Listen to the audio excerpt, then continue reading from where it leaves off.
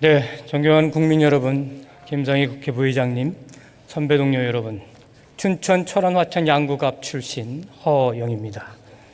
토론에 앞서 최근 폭우로 순직하신 김국환 소방장님과 사고로 유명을 달리하신 희생자분들의 명복을 빕니다. 유가족과 이재민 여러분께도 깊은 위로의 말씀을 전합니다. 재해는 약자들에게 더욱 가혹하기 마련입니다. 정부는 후속 피해로 이중고를 걷지 않도록 세심하게 지원해 주길 당부드립니다. 그럼 본론에 들어가겠습니다. 한국은 자산이나 상품으로서가 아니라 인권으로서의 주거 개념으로 인식을 전환해야 합니다.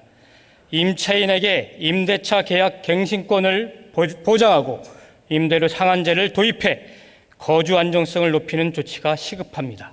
이 말은 2018년 5월 우리나라 주거권 실태조사를 위해 방문했던 레일라니 파르하 당시 유엔 주거권 특별보고관의 발언입니다. 그리고 지난주 우리 국회는 세입자의 주거권 보호를 위한 역사적인 첫걸음을 내디뎠습니다.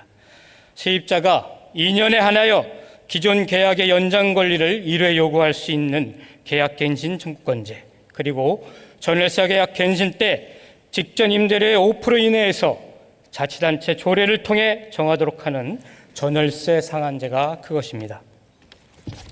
그동안 임대인에게 일방적으로 유리했던 임대차 계약에서 세입자도 제한적이나마 자신의 권리를 주장할 수 있도록 제도를 개선한 것입니다.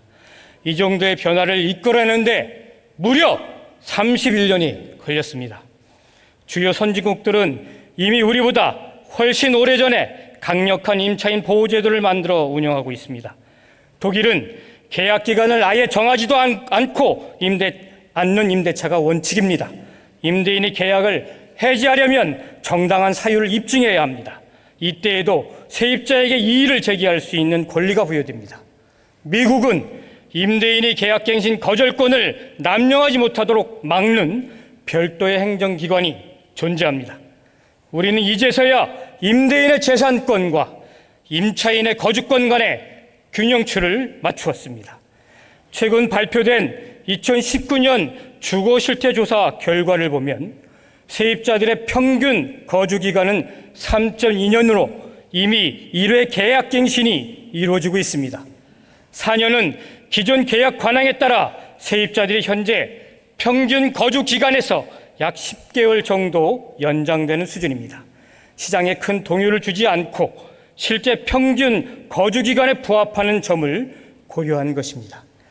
1989년 임대차 계약 기간을 1년에서 2년으로 늘리는 법안이 통과되자 이듬해 전세가격 상승률이 16.8%를 나타냈습니다. 하지만 그 다음 해에는 1.9%로 크게 낮아졌고 이후 7년간 5% 전후의 상승률을 기록하며 안정되었습니다.